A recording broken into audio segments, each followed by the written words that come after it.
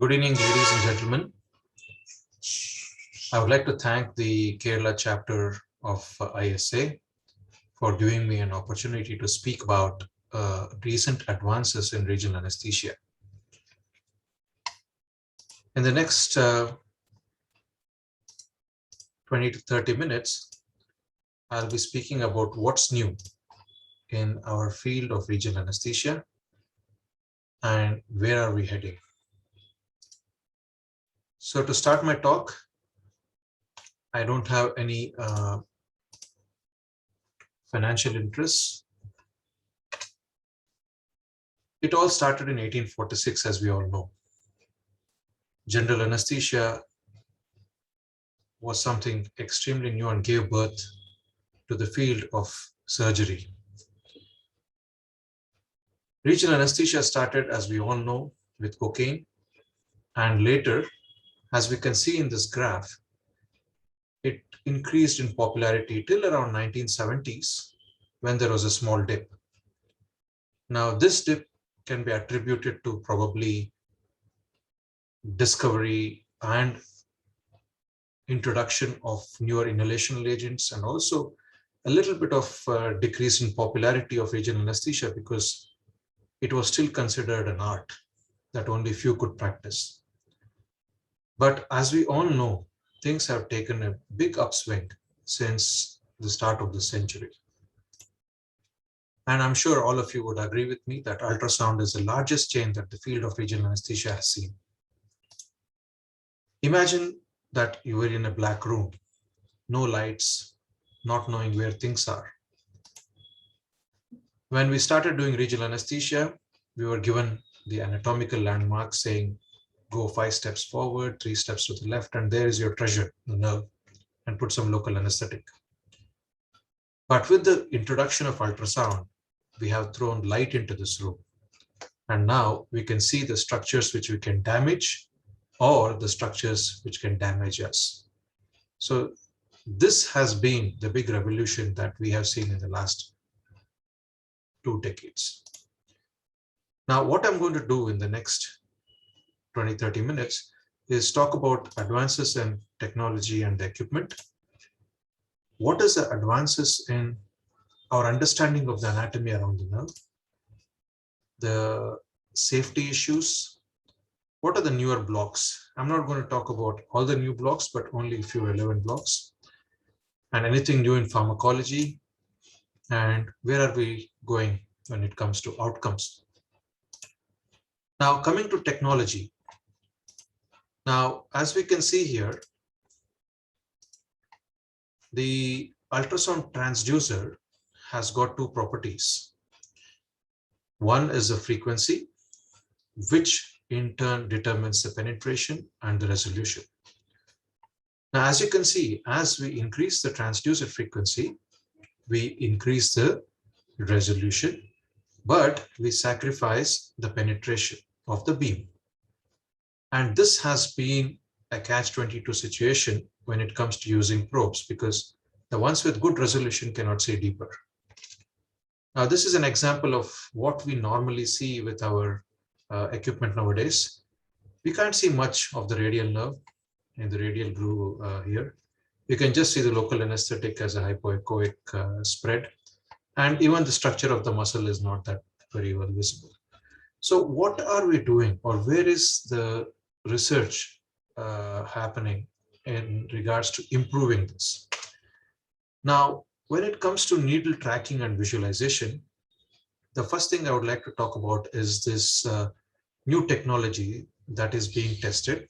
We will be seeing clinical trials soon because right now it's being used in animal models. Now, it's called a smart needle because this needle has got an optic fiber, and the machine here reads the resistance or the pressure to injection. Now, why this is helpful is it prevents intraneural injection of a local anesthetic.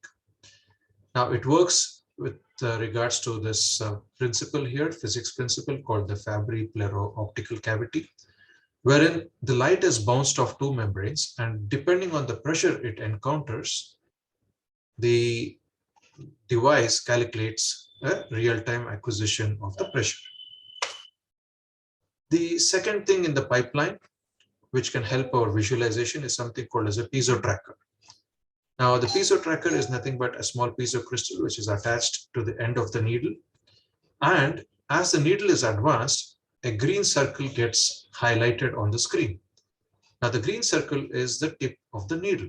So even if we are not seeing the needle very well, we know where the tip is just by the green circle. There have been studies done, clinical studies with this technology, especially for lumbar plexus block. Like the deeper blocks is where we'll appreciate this.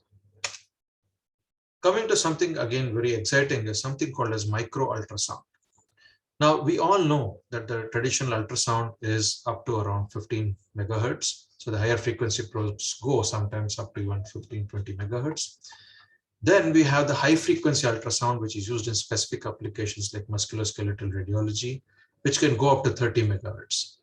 But what we are looking at in the future probably is something called as micro ultrasound, wherein the probe is actually along with the needle, or it's like a needle-like probe, which is sent deeper close to the nerve. And this works at a frequency of 30 to 75 megahertz. And its resolution is it can pick up structures as small as 40 to 100 microns. Now, this is the picture of how it would look in a micro ultrasound.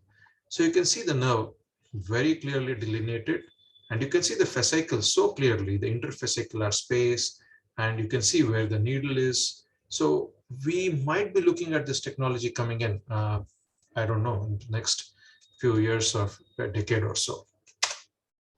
The other thing which is being trialed is something called as elastography. Now, this is an example of how poor can an image be in our traditional ultrasound. The fascia iliaca is something which we have to kind of, assume that it is there because we see so many hyperechoic lines. And then once the local anesthetic spreads, we think, yes, this might be the femoral nerve. But when this technology is applied, we see that the color changes based on the elasticity of the structure. So we can see the yellow here is probably the femoral nerve, the anterior and the posterior divisions. And we can also see a faint line, which is a needle, which is close to the nerve. The other thing which all of us are pretty excited in most of the walks of life is the use of artificial intelligence. Now, artificial intelligence, especially when it comes to image analysis, has been used in traditional radiology, not in ultrasound, but in CT scan and X-rays. And with ultrasound, what we have used, this is just a paper which they had used about for sciatic nerve, is they take images, acquire the data of sciatic nerve in the posterior thigh, and then whenever a new image is fed into this artificial intelligence algorithm, it uses the previous images to use an algorithm and then come out with an answer that where the sciatic nerve could be. So this is something which is still in the pipeline, and we might see some exciting trends coming out in this regard. Next is training. Now, training is something, it's a steep learning curve, especially when it comes to ultrasound, if somebody is not used to ultrasound. And this technology here, you can see, is the eye movements can be tracked of the trainee.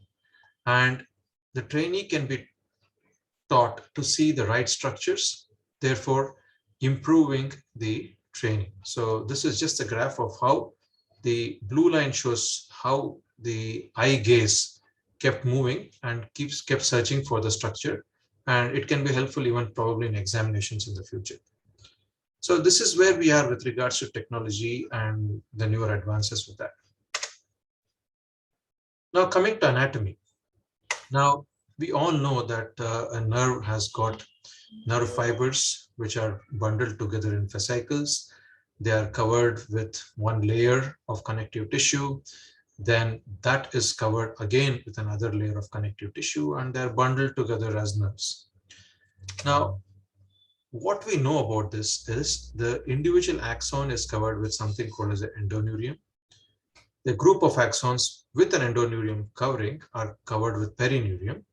Then we have epineurium, which sometimes is called the interfascicular connective tissue. That's the inner epineurium, and people call the outer layer as the epineurium. And outside epineurium is something which we have discovered in the recent years is something called as a paraneural sheath, which I'll talk in the next few slides. Now, the possible sites of injection, as we know right now, is the paraneural, the subparaneural, the subepineurial, and intrafascicular. Now, the advantages of the subepineurial and intrafascicular are not that high compared to the risks, because the resolution with our ultrasound right now is we can't see the needle inside the epineurium that well. So not knowing where the needle tip is, it is safe now to consider that paraneural and subparaneural injection sites are the best when it comes to a nerve fiber. So this again shows how we can be deceived when we see a supraclavicular brachial plexus and the ultrasound. We don't see the trunks that well. Now, as you can see in the histological picture here, the superior trunk is divided into an anterior and posterior division. Then you have the middle and the inferior trunk.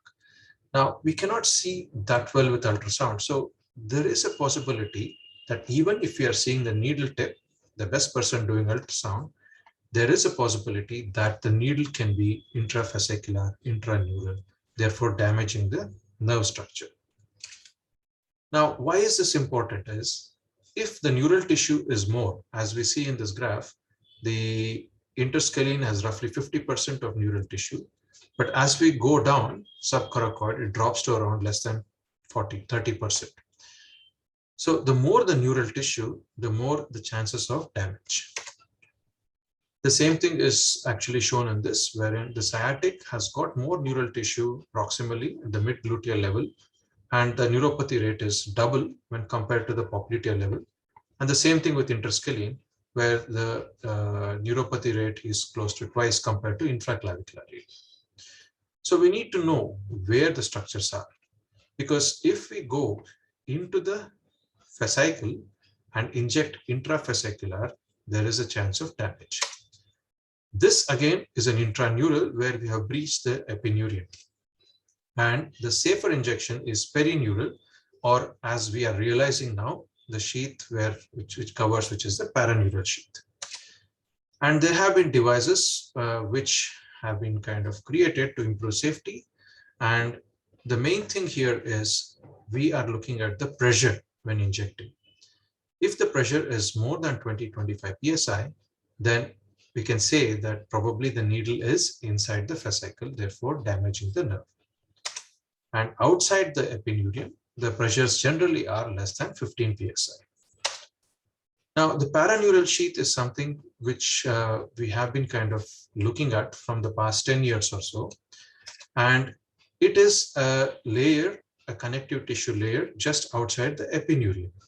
So the external epineurium, then comes the subparaneural compartment, and then the paraneurium. Now, the outside paraneurium is the epimysium and subepimysial perineural compartment. So there is a subepimysial perineural compartment and a paraneural sheath. Now, this was one of the first images way back in 2013 by Dr. Karmakar and his team, looking at high definition ultrasound, where they detected this paraneural sheath. You can see the paraneural sheath highlighted by the white arrowheads here. And they also showed that once the injection is in the paraneural sheath, there is an excellent circumferential spread of local anesthetic around the nerves, which gives a better block with regards to onset and also efficacy. Now, recently, Dr. Karmakar and his team have published this year in Regional Anesthesia and Pain Medicine about the paraneural sheath and facial compartments in the infraclavicular area, the costoclavicular space and infraclavicular area.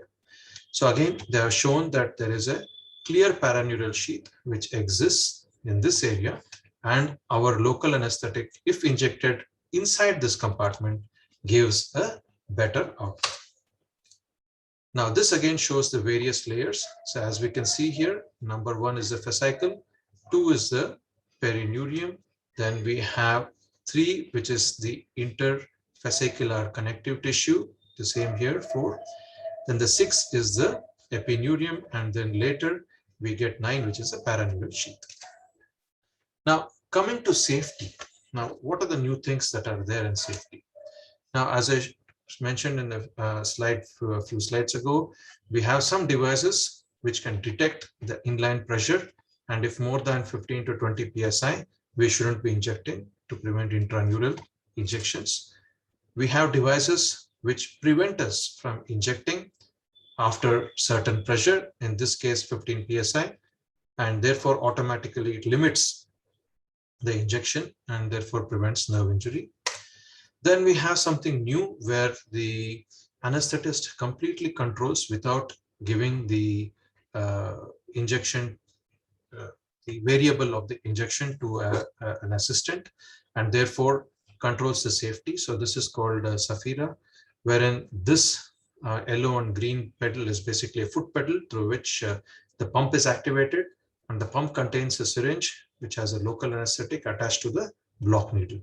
So when the anesthetist uses this, this actually prevents injections more than 15-20 psi.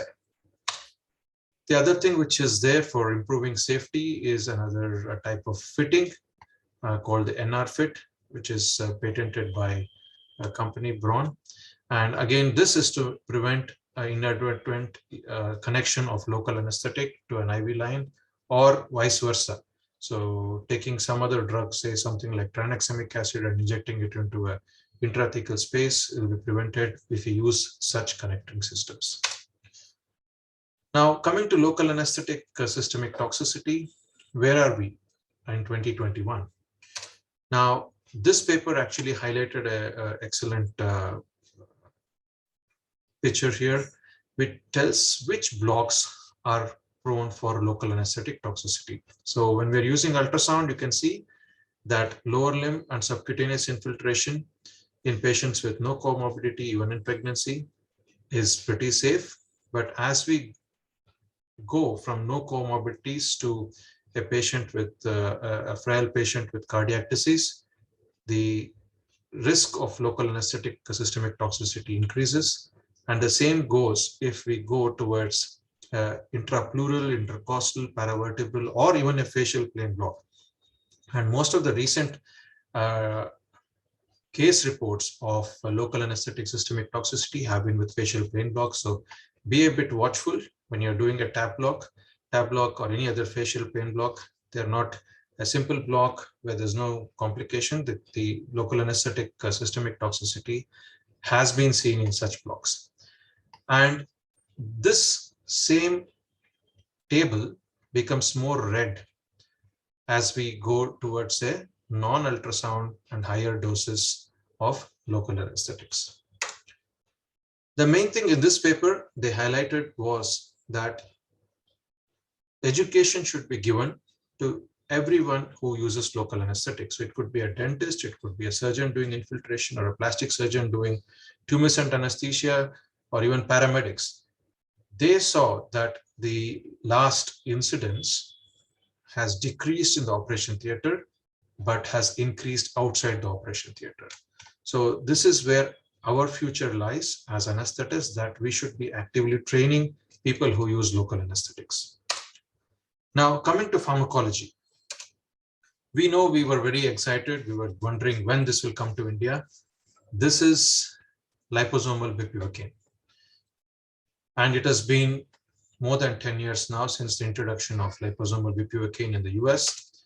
And sadly, I would say that it has not made a big dent with regards to regional anesthesia.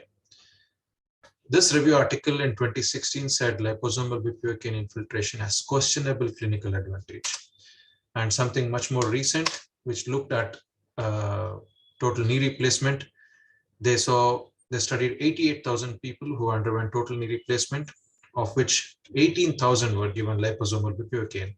And they said liposomal bupivacaine use was not associated with decreased odds for opioid-related complication. So it didn't make much of a difference when it came to the outcomes. So I don't think we should be pretty excited about this unless something radical comes up with this nanotechnology kind of drug delivery systems.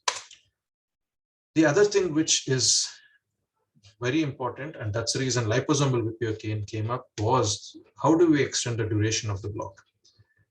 Now, we don't want the blocks to kind of wear off and patients have severe pain in 5 hours, 4 hours, or even 10 hours. So the things which we have used are adjuncts, which probably have increased anything ranging from 6 to 8 here, but in my personal experience, up to 24 hours. Then, of course, as we saw, the liposomal bupivacaine hasn't made much of a dent. And we do use a lot of continuous catheter techniques in our daily practice. Now, adjuncts which have been studied with some amount of literature strength are things like epinephrine, dexamethasone, which can affect the vascular contractility, dexamethasone, which works on the glucocorticoid receptors. Then we have clonidine and dexmedetomidine, which work on the alpha-2 receptors, and buprenorphine and magnesium. Now, where do we stand with regards to this? Now, we know that with regards to the safety profile, there are only 3 which are safe. One is adrenaline, one is dexmedetomidine, the other one is dexamethasone. There's not much of safety data of usage of adjuncts in peripheral nerve blocks for clonidine or buprenorphine. But out of these 2, the dexmedetomidine and dexamethasone, the recommendations presently are to use dexamethasone as a systemic adjunct, because many of the studies which are shown not much of a difference with usage with the local anesthetic or systemically given. So therefore, the recommendation is to use dexamethasone as a systemic dexamethasone at the range of 0.1 to 0.2 milligram per kg body weight for patients undergoing surgery with significant post-op pain.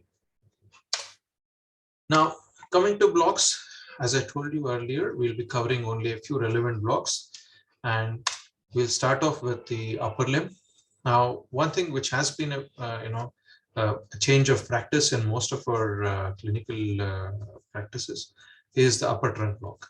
So nowadays, I don't tend to do an interscalene as a traditional for shoulder cases. We tend to go for upper trunk block. The reason being, there is an element of phrenic nerve sparing which can occur with this, especially with lower volumes. So upper trunk is when the C5, C6 form and divide into 3 branches, as we can see here, 1, 2, 3, which is the anterior, posterior, and the suprascapular nerve. So you can see the suprascapular nerve taking off in this cadaveric specimen here.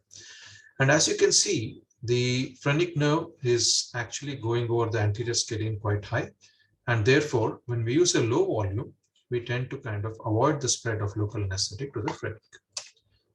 And it has been shown that the upper trunk block does have a phrenic nerve sparing effect. Now, this is how the superior trunk looks. And this is a suprascapular nerve, which is taking off and the needle coming in here. Now, this is a video which shows the superior trunk, and this is a needle. So we can see the superior trunk here, 3 branches, and you can see the local anesthetic, which will be injected shortly. And this has shown to decrease the phrenic nerve involvement when it comes to shoulder surgeries. Next, up in the block, which is new, is the costoclavicular block. Now, the costoclavicular block has become popular after description by Manoj Karmakar and his team. And this is done where the cords are neatly arranged next to the axillary artery in 2 compartments. So the lateral cord lies in one compartment and the posterior and the medial cord lie in another compartment. Now, how do you do this block? Now, the costoclavicular space is the space between the first rib and the clavicle. That's why it's called the costoclavicular space. And the probe is placed along the long axis of the clavicle, and the needle comes in from lateral to medial. Now, this is how it would look. So the axillary artery here, the lateral, the posterior, and the medial cord. And when the block is being performed, this is from the other side. This is another patient. So you can see the needle coming in here. This is an echogenic needle which we are using, because you can see the end of the needle very well. And you can see the local anesthetic spreading around the cords. So this is the the costoclavicular block, which is a good alternative to infraclavicular block or even an axillary block. The other block, which has seen multiple publications coming out in the last 4 or 5 years, is erectrospinal block. Now, the erectrospinae is given as a paraspinal injection at the level of the thoracic spine, which was initially described at thoracic spine, but people are using it at even the lumbar level, where we can see the transverse process of the spine. The erectus spinae is the first muscle, then we get the rhomboids and then the trapezius. So the local anesthetic is injected just above the transverse process. It's a safe block because we are not going anywhere into the paravertebral space in between the transverse process, and there are not many structures that can be damaged here. And the other good advantage with the erectus spinae is even catheters can be used and left in place for longer duration. There are multiple, more than 200 to 300 papers now in literature with regards to erectus spinae. And this narrative review looked at all those papers way back in 2019. And they said that the single shot was the most frequently used technique in most of the papers. And the technique is easy to perform, has a low rate of complications. However, despite the effectiveness of the technique, further studies are required. Now, there has been a little controversy with the efficacy of erectrospinal block in the last year or so. So we need to keep a watch on how this block will perform itself with regards to long-term outcomes. The other newer block, which has been described by the group in Canada with Dr. Philip Peng and team, is the Peng block. Now, Peng stands for pericapsular nerve group block and was mainly described for hip fractures. Now, this is again a relatively simple block and does have good benefit when it comes to comparison with risks. So we can see that the anterior inferior iliac spine and the ilium and the pubis and this IPE, which is iliopubic eminence, and the needle is contacted just lateral to the psoas tendon, and then the local anesthetic is injected. Now the needle, when it is given, the injection is given here, what it does is it blocks the nerves which carry supply to the hip joint. Now this is image showing where things are. So anterior inferior iliac spine, then we have the femoral artery, the iliopubic eminence, the psoas tendon, and the target is just underneath the psoas tendon. Now, how do we do this block? The patient generally is a fracture patient, fracture hip. So the initial scan is done over the anterior superior iliac spine, then we drop it down. We get the anterior inferior iliac spine, then we turn the probe, and when we turn the probe, this is what we see. Now, when we perform the block, again, I'm showing from the top, this is the anterior superior iliac spine. Then as we come towards the foot, we will see the anterior inferior iliac spine. That's the anterior inferior iliac spine. And then when we turn the probe, we will be able to see the psoas tendon, and the target will be on the bone, and that's the femoral head. So if you drop it down a little bit, we can see the acetabulum and the femoral head. Now this is again a block being given. So you can see that the needle is coming just at the iliopubic eminence, the psoas tendon here, and the local anesthetic injected to give the Peng block. The other block which we have been using for the past 4 or 5 years regularly for all our knee replacements is the IPAC, which stands for infiltration between popliteal artery and capsule of knee. Now, this is how we give the IPAC, wherein the needle comes from medial to lateral, and it goes between the popliteal artery, as we see here, and the hyperechoic line, which is the capsule of the knee. Now, this is how it's a block wherein we use a volume of around 20 ml, and it blocks a plexus of nerves which rests on the posterior capsule of the knee. Now, this has been found even in literature to give better outcomes with regards to pain relief, and the addition of IPAC and adductor canal block to the local infiltration analgesia which was given improves analgesia and reduces opioid consumption after total knee arthroplasty. Now, local infiltration analgesia is something again we are practicing in the last 4 to 5 years, and we inject a mixture of ropivacaine, ketorolac, adrenaline, morphine, and clonidine. And we do predominantly an anterior injection. And this is how the injection is done just before implantation and the various sites at which it's injected. And the efficacy of LIA as a pain management modality is well established now. The components do differ between surgeons, but it is similar most of the times. And anterior only infiltration has shown better results as compared to anterior and posterior infiltration, and also the risk of posterior infiltration, which can cause injury to the popliteal artery, and also shows superior recovery of quadriceps function. Now, finally coming to outcome. Have we made any difference when it comes to regional anesthesia and patient outcome? Yes, we have. Now, this evidence-based analysis, which came out in 2016 in RAPM, looked at whether post-op neurological complications were reduced, whether local anesthetic systemic toxicity was reduced, and hemidiaphragmatic paralysis was reduced, and with regards to pneumothorax. And there were different levels of evidence, but everything pointed towards ultrasound helping regional anesthesia becoming safer. Next, we looked at whether ultrasound is a good alternative for lower extremity blocks. And again, we said that it does decrease block performance time, decrease the block onset time, increase the rate of complete sensory block, and also increase analgesic efficacy. So this review of evidence in 2016 told us that things are looking really good with use of ultrasound. I'm sure we're probably looking at another update coming sooner with regards to evidence. But with regards to ultrasound, again, for use of upper extremity, everything supportive for ultrasound. Now, regarding cancer, we have not seen much of promise, especially with regards to the literature. But we are looking at probably more randomized controlled trials coming in, which will probably point towards an improved outcome with use of regional anesthesia and cancer. The other thing which I deal with quite a lot in my chronic pain practice is chronic post-operative pain.